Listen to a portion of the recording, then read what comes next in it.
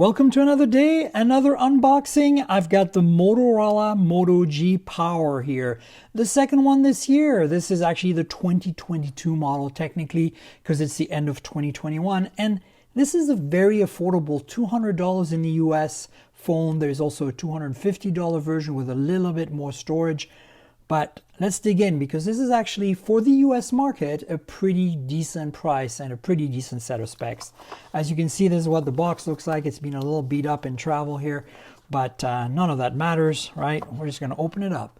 Dun, dun, dun, dun. Here we go. So here's the phone. And let's check out the rest of the box. We got divider, manual, SIM removal tool, charger. This is going to be a 10-watt charger with USB Type A because the phone accepts 10-watt charging. And then you've got a cord here. Obviously, it's USB Type C on one end right there and USB Type A on this end. So that's it for the box. There's really not too much here. Let's check out the manual real quick. So we've got, as you can see here, a few things. And let's open it up. Micro SD, which is nice. So warranty, all that stuff, we don't care. Let's check out the actual phone. There it is. So let's get that going, shall we? There we go. Look at that. Nice. So this is interesting because it has a few things that are standing out. It has a 50 megapixel main sensor for the camera in the back. It has a 90 Hertz LCD display in the front. It's only a 720p display, but 90 Hertz nonetheless. So I wanted to quickly show you around, and we're going to go through the specs and let it boot, right? We're going to hear the little Moto sound any second now. Maybe. Hello, Moto. There we are, nice and loud.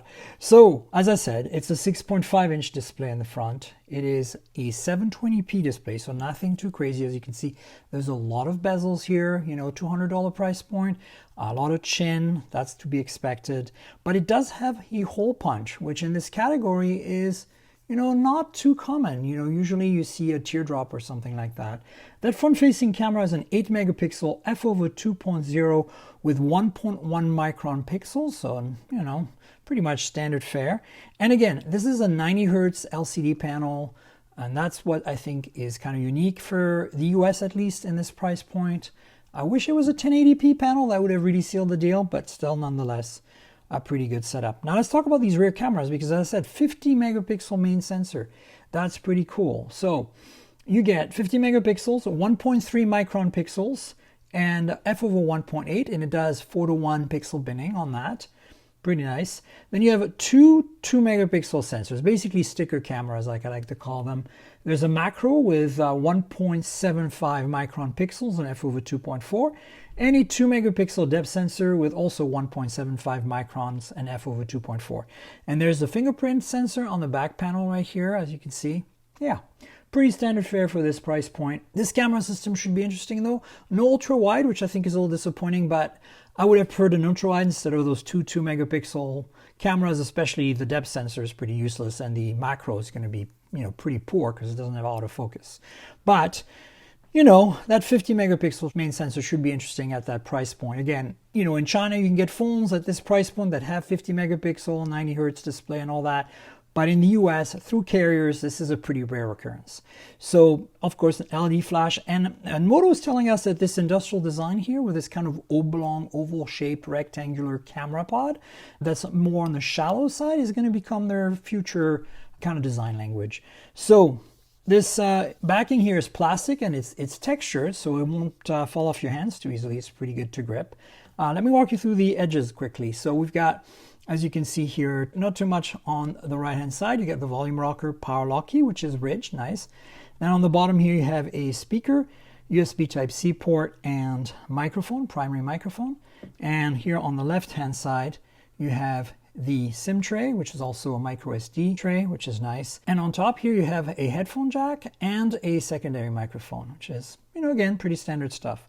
So let's talk about the guts. This has a MediaTek Helio G37 on board. And it has 4 gigs of RAM and 64 gigs of storage for the $200 version, 128 gigs of storage for the $250 version.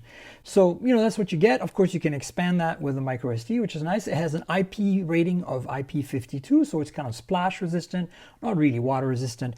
The MediaTek Helio G37 is a 4G chip, so this does not have 5G. Again, at this price point, you can start seeing some 5G phones. So, even in the US, T-Mobile has that Revel phone for $200 5G. So, but it doesn't have 90 Hz refresh, doesn't have a 50 megapixel camera. Now, I said earlier 10 watt charging, but the battery in here is massive. It's 5,000 milliamp hours. So it's going to last forever on a charge, right? And that's, I think, why it's called the Power. The G Power has always been the phone that lasts forever on a charge from Moto. So there it is, that's basically what you get. So yeah, pretty exciting, I think, for the price point here for the US market. You got to put things into perspective. It's still not going to be the same as what Redmi and Realme can offer, in China, India, and Europe. But you can get this from a T-Mobile store and Metro store, etc. So you don't have to worry about compatibility with bands and issues like that. So there you go, folks. The Moto G Power for 2022 here. I hope you enjoyed this video. Please like, subscribe to the channel, click the little notification bell below, comment below and tell me, would you buy this phone over, say, that Revel phone from T-Mobile or the OnePlus Nord N200 5G, for example, that's very close in price to this.